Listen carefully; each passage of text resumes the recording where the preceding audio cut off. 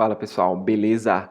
Então, finalizamos aqui a construção dos nossos adaptadores. Criamos o adaptador aqui de complemento, o nosso adaptador de persistência e criamos agora na última aula o nosso adaptador de entrada que implementa aí a nossa porta de entrada, tá? E aí para deixar um pouco nossa aplicação um pouco melhor, para a gente conseguir ali testar todos os casos, a gente vai adicionar agora o Swagger para começarmos a efetuar alguns testes aqui e vermos a nossa aplicação funcionando, tá bom? Então, vamos lá para o código e vamos fazer essa configuração aí. Primeira coisa que a gente precisa fazer é, aqui no nosso código, no .xml, adicionar aqui a lib do OpenAPI, que já vem com o Swag, tá? Então, org spring doc traço OpenAPI UI na versão 1.6.6. Vamos aqui adicionar agora e deixar aí o Maven adicionar essa dependência. Dependência adicionada, vamos agora configurar o nosso Swagger, tá? Então, qualquer configuração que você queira fazer na sua aplicação e ela não esteja dentro de Adapter ou de do core da nossa aplicação, a gente pode criar aqui um novo package chamado Application e aí a gente consegue adicionar aqui as nossas configurações ali e não impacta nada nos nossos adaptadores ou nas nossas portas, tá? Então, cria aqui um Application e dentro da Application a gente vai criar uma classe aqui de configuração do OpenAPI. Então, vou chamar ela aqui de OpenAPI config. Primeira coisa que a gente precisa fazer é adicionar aqui @configuration.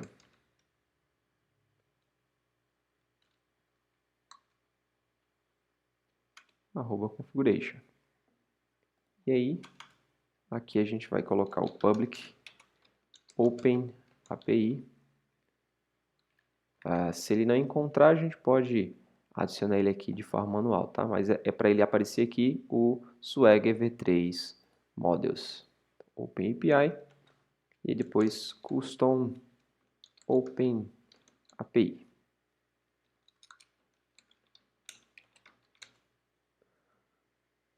Custom OpenAPI, beleza? E aqui a gente vai colocar esse nosso Custom OpenAPI com @bin para que ele seja injetado aí na inicialização da nossa aplicação. E aqui a gente vai retornar um new OpenAPI. Vamos adicionar aqui um info. Esse info vai ter aqui um new info, né? New info. A gente pode adicionar aqui um título, tá? Eu vou chamar ele aqui de API juros boleto. A gente pode adicionar aqui também uma descrição para essa nossa documentação. E chama aqui de API para calcular juros de boleto vencido. E aqui a gente pode adicionar o contato, contact new contact.name, que a gente pode colocar o nosso nome, Luan Rocha, e aqui a gente pode adicionar também um e-mail.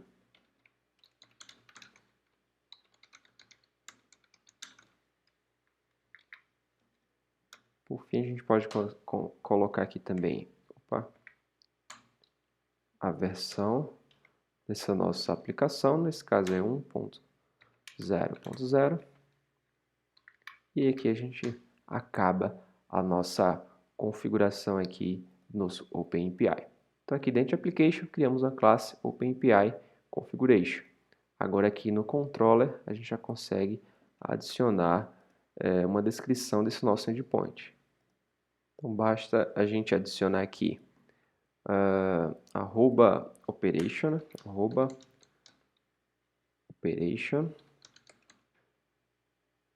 ver se ele encontra aqui, operation. A gente passa aqui um sumário e vou chamar ele aqui de calcular juros de um boleto. Perfeito. Feito isso aqui, a gente conclui a configuração aqui do nosso Swagger e aí a gente já consegue colocar nossa aplicação para funcionar e testar ele aqui, tá? Então, para colocarmos a nossa aplicação para funcionar, primeiramente a gente vai precisar aqui subir o nosso Docker, subir o nosso banco de dados, tá? Vou abrir aqui um terminal no próprio IntelliJ e vou rodar aqui o comando Docker Composer app para que ele rode aqui, baixe a imagem do MySQL e já rode aqui localmente na minha máquina. Então vamos rodar aqui Docker Compose app -d. Esse app é para ele subir tudo que está aqui dentro do nosso arquivo Docker Composer e o -d é para que ele não bloqueie aqui, não fique mostrando os logs constantemente aqui no nosso terminal, tá? Para a gente deixar nosso terminal aqui disponível.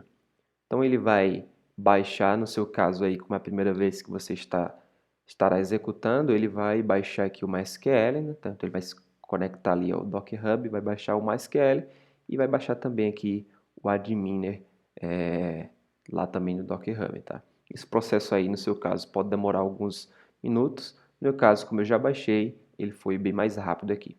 Então meu banco já está rodando, né? Então, com isso, a gente já vai conseguir aqui rodar a nossa aplicação. Então, vamos dar um play aqui na nossa aplicação e vamos ver como é que ela se comporta.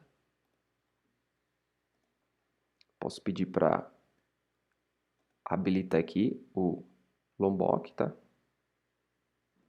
Só aguardar agora a nossa aplicação funcionar.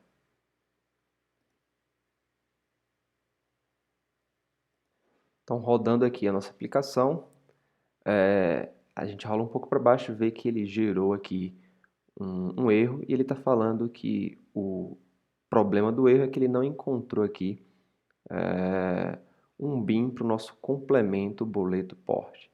E aí, só para verificar se a gente colocou lá o @component, né?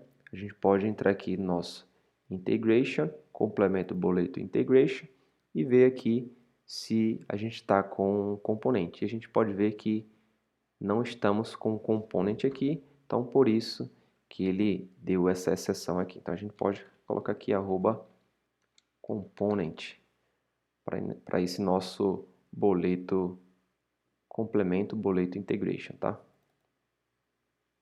Beleza, feito isso, a gente já pode salvar.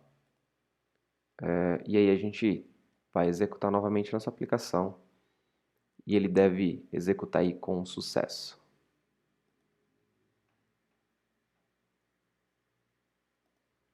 Pronto, nossa aplicação aqui já rodou e a gente pode acessar o Swagger entrando aqui no navegador, digitando localhost na porta 8080/swagger/y/index.html.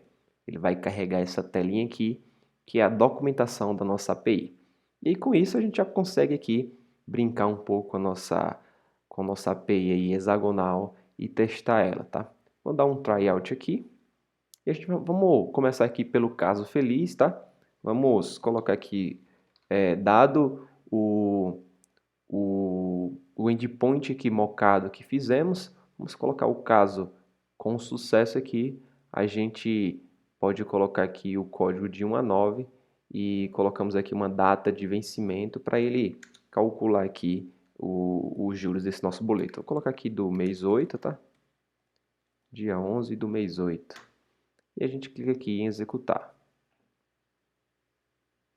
Então, bateu na nossa aplicação, deve estar fazendo toda a integração necessária e vai dar uma resposta para a gente aqui, seja de sucesso ou de erro.